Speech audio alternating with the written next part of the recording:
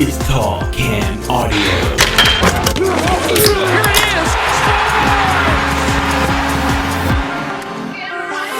is! Well, nobody said it was going to be easy, or I don't know, nobody smart said it was going to be easy. If anybody told you it was going to be easy, you should probably punch them in the fucking face, because they're gaslighting you. As a Leaf fan, you know better. Leafs lose Game 5. It was 3-2 coming home. And honestly, not a particularly inspired effort. Not a terrible effort, but not a great effort. As has become kind of the routine, they've pushed it late, but just not enough. Matt Robinson along with you here tonight as we take a look back. Buds and Bolts Game 5, as I said. Leafs dropped this one, heading back to Tampa for Game 6. You already know that. You're not listening to a show like this if you don't already know how the game has played out. Just me here tonight. Matty Lang has taken the night off. He's out in a bar. He says he's trying to find the passion. And I assume he means, hashtag the passion, that Leafs passion, the passion returns, all that stuff. But maybe not. He could be in search of a different passion, and either way, I wish him luck. I have no such passion. It is a Thursday night. It's a weeknight. I can't be going out looking for the passion.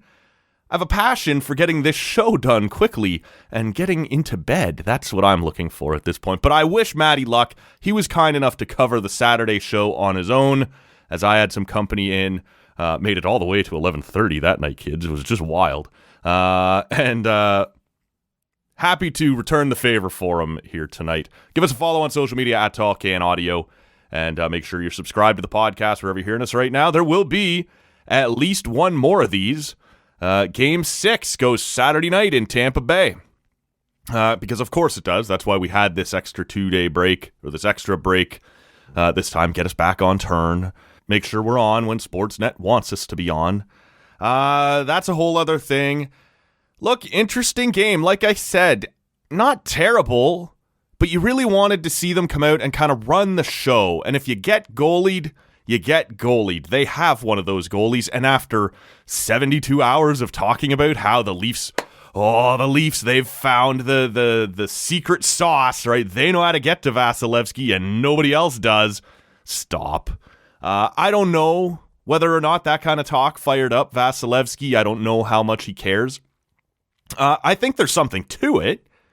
I think Vasilevsky, the book might be that he's a little worse off. We talked about it on this show, I don't know, a night or two ago, and I referenced the guy, and I didn't know his name at the time, or I couldn't remember it off the top of my head. Rob Gerson, at @goalie_school on Twitter, if you want to follow him. All through the playoffs, not just through this Tampa-Toronto series, he's been giving all kinds of great tidbits on what's happening with the goaltenders. And so if you're into that sort of thing and getting into the nitty-gritty and the granular stuff around it, it's been pretty interesting. And so ever since Monday night, when Derek Lalonde, a black hole of charisma that for some reason Sportsnet has invited onto their panel, he mentioned that they did some research and they saw that Vasilevsky, seems to struggle with point shots after the Leafs had already made that pretty clear with the last two performances. A bunch of us had been chewing on that for a couple days. Rob Gerson had tweeted it out, and not just as the same way the rest of us were. Look at the Leafs suddenly scoring on a bunch of point shots. That's weird. He dissected it. He talked about why it was happening and the changes in Vasilevsky's stance, and about as close as you can get before he drops out of that high stance and gets into his better, wider stance, and all these sorts of things, right? That's been out there for several days before everyone loses their mind. I can't believe Derek Lalonde. Did you see what Derek Lalonde said? Yeah, who cares?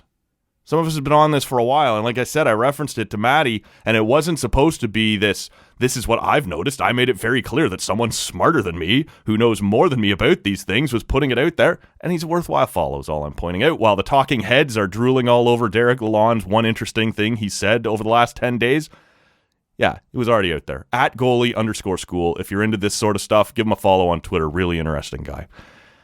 And you can talk about whether or not the Leafs got less point shots through. Were you suddenly going to turn your entire game plan into taking bad, low percentage shots from the point and way outside? I think there's a way you use that information in your attack, but you don't set up specifically to only take those types of shots. So I don't think that had much to do with tonight. Look, he's one of the best goalies in the world, and he'd been bad for most of the series, if not all of it, and for large chunks of last year's series. So I do think there's something to the idea that maybe the Leafs have found something on him, but he is still one of the best goalies in the world, and this was always possible. Now, I don't know how far you want to go down the road saying this, right? Did we get Vasilevskiy tonight? Well, in the third period, when they did show up and start coming in waves, he was very good.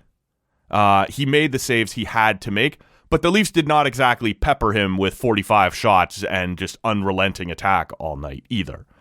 So there's a little bit of both happening, right? He's obviously going to regress to the mean, which is better. I know people hear the word regress and thinks it means get worse. It means come back to his average, and his average was significantly better than what we'd seen over the last couple of days. So I think we saw some of that, right? I think we saw him return to form a little bit, but I think the talk over the last couple of days about the point shots and the distance stuff, way overblown.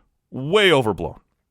There was never going to be an attack plan tonight that saw the Leafs gain the zone, get it in deep, get a glorious opportunity, man wide open in front, and ship it back to the blue line. Like, that's not ever how this was going to work. So you tip your cap. He found his game a little bit, but I didn't think the Leafs were particularly hard on him. There were moments, right? There was a couple of great scrums, especially in the third period, but earlier on as well, where they put some pressure on him, and he was equal to the task. I think the thing that for me kind of, and I'll be honest with you, I came into tonight, and you never know what's going to happen, but I came into Game 5 thinking, I believe the Leafs are going to win this series, up 3-1. Tampa Bay shouldn't beat you 3 games in a row. Now, I know, in 2021, Montreal shouldn't have beat you 3 games in a row, and they did. So it's entirely possible that Tampa does, but that's not what I think is going to happen.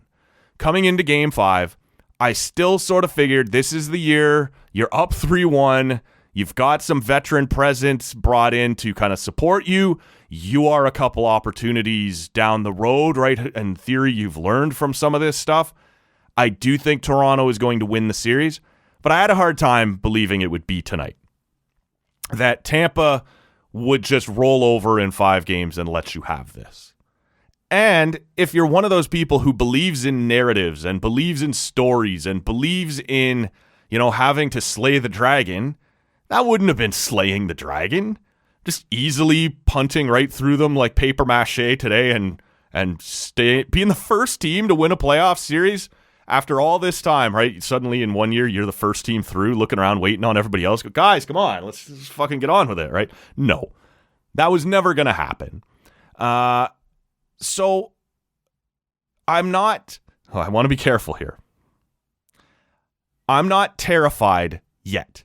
Now, I acknowledge you are now heading to Tampa Bay, where you didn't play particularly well in games 3 and 4, but you did come out with 2 wins. So you have that in your back pocket, that you're capable of winning there. But this is the point where if you go back to the narratives and the stories and the demons and the pressure and all of that stuff, now it does start to ratchet up on you. You're back in their building, and to me, all of that stuff, it really isn't, I don't know, the Tampa crowd isn't particularly daunting, in large part because we saw in games 3 and 4, it was half full of Toronto fans. But it is now on your mind, if we don't win this one, we go back to the pressure cooker. And frankly, to a coin flip. And we've lost the coin flip a lot of times. Now, the law of averages would suggest that means the coin at some point should come up our way again, right?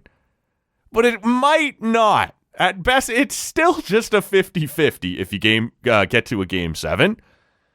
And so you don't want to be in that situation again either, with the heart of a lion, Tampa Bay Lightning, refuse to go away, drive a stake through their heart, all this shit. that's on your mind going into game 6, like it's game 7, right? How bad do I really want to go and tempt fate again with the game 7 thing? So that to me is where the pressure comes from in game 6. I'm not particularly intimidated by Tampa Bay at this point. They are still up 3-2, right? I'm not particularly intimidated by the Tampa crowd. It's whatever. Like I said, the Leafs already showed they can show up and take a third of the tickets if they feel like it. And you just won 2 games there. So that's not the daunting part. The daunting part is all the other stuff that's in your head trying to avoid game 7. So that's where you're at this point for me. A couple of things coming out of this game.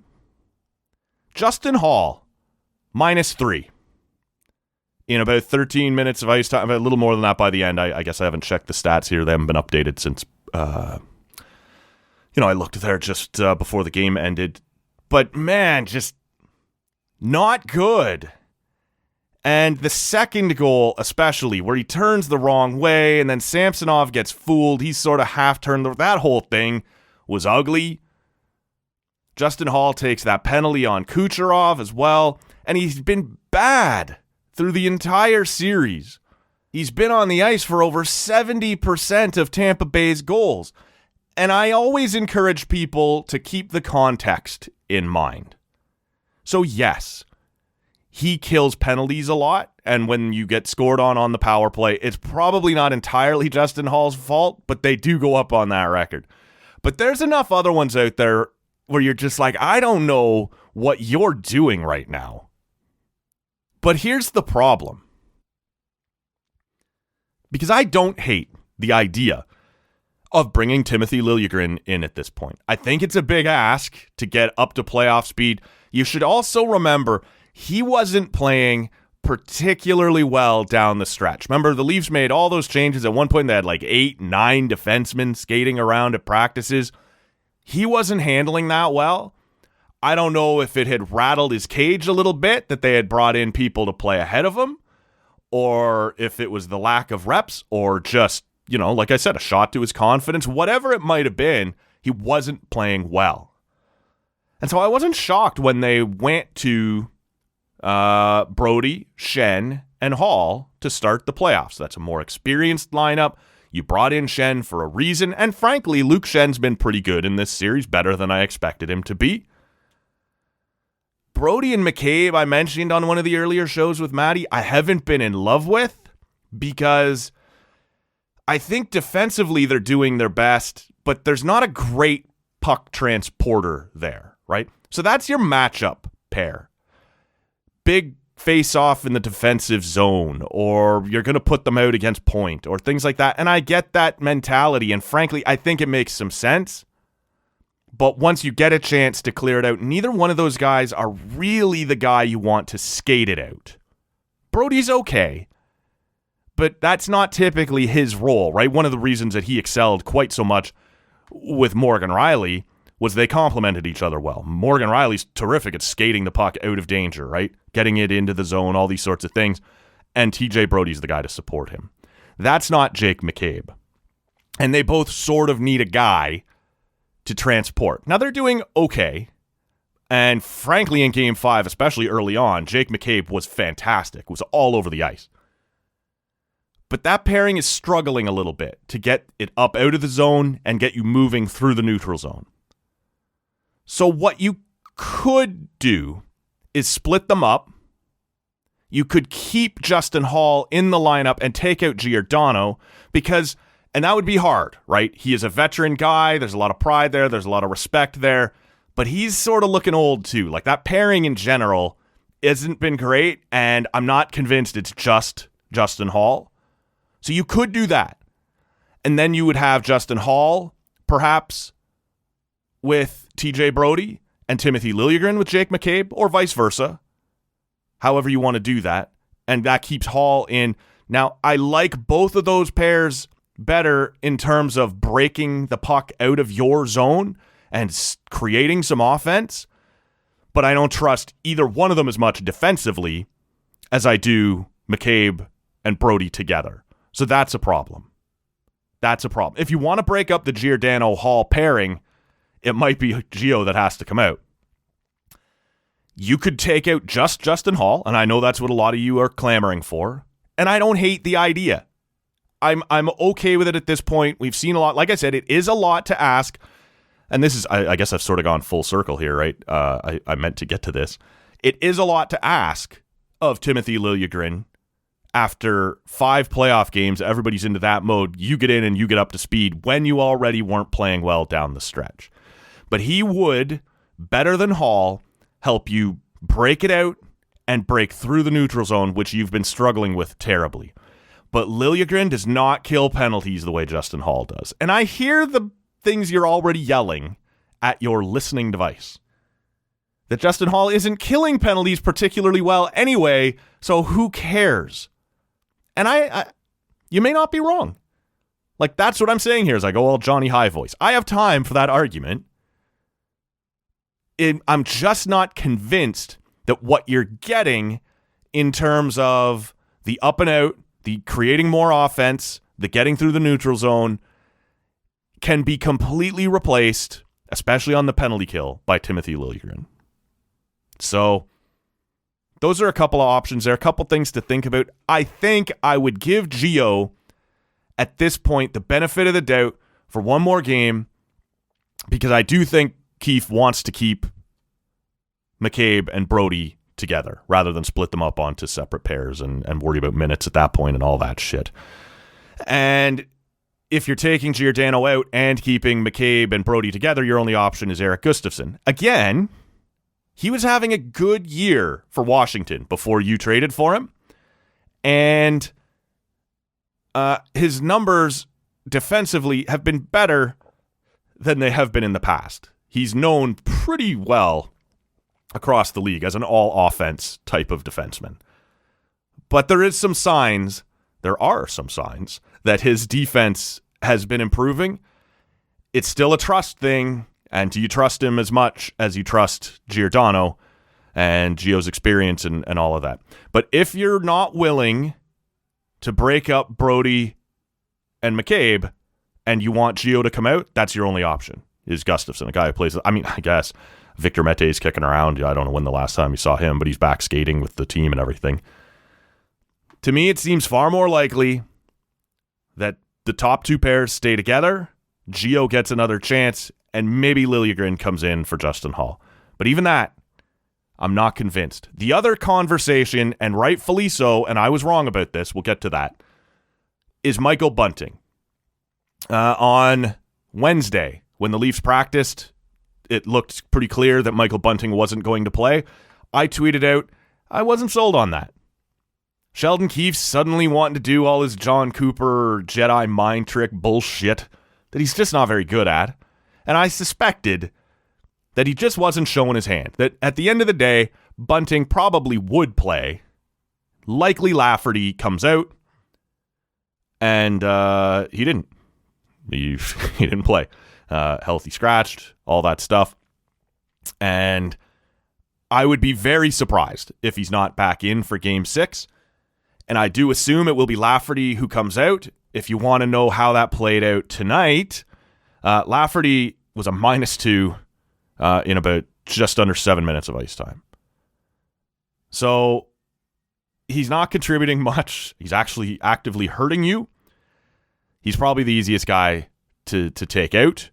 The problem is, I don't know where the trust is between Sheldon Keefe and Michael Bunting at this point. Michael Bunting doesn't really fit on the 4th line with Kampf and Zach Aston Reese, especially with how much Sheldon Keefe is leaning on them in the defensive zone. That's not Bunting's game to defend like that. So you have some options. You could move Achari down to the 4th line. Like, just because Bunting is coming in for Lafferty doesn't mean he has to take Lafferty's spot in the exact lineup. So you could move Achari back down to the 4th line and play him with Kampf and Zach Aston Reese. And that might work. That might be okay. And that would allow you to play Bunting on a 3rd line with O'Reilly and Kerfoot. Maybe you like having a little extra jam on that O'Reilly line with Noel Achari.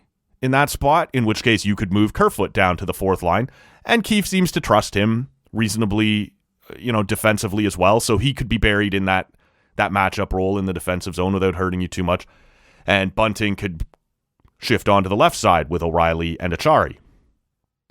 Or you forgive and forget, you hope he's learned his lesson, and you throw him back up there onto one of your top two lines, probably back with Matthews, because Järnkrok, he's had his moments, and I kind of like him there sometimes on the Matthews line, and apparently at one point Matthews asked for him.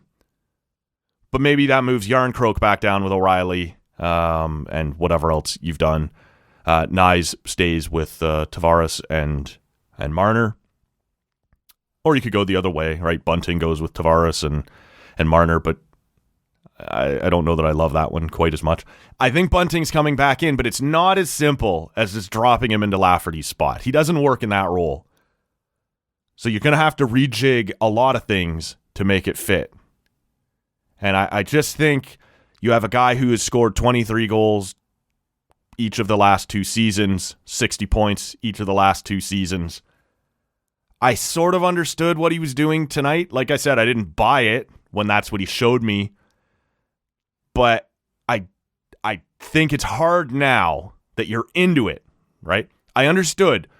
We won 3 in a row, even though we didn't look great, maybe, in the second 2 of them. Don't bring up a winning lineup. I don't know. People are kind of making fun of that notion now. It's a little bit hindsight. But I expect he'll be back in now. It's a 60-point guy, and you need points, right? You need to score here. I don't know how it goes. I understand. I would be nervous that the refs are looking for him, but I think he'll be back in now. I don't suppose you really have a choice, right? Anyway, just a couple of notes coming out of Game 5. We're heading back to Tampa. It's Game 6. You knew, deep in your blue and white heart of hearts, this is how it was going to have to go. It was going to be long. It was going to be tough, and it wasn't going to come easy, which I guess is the same thing as I just said when I said it was going to be tough. Those are the same thing, Matt.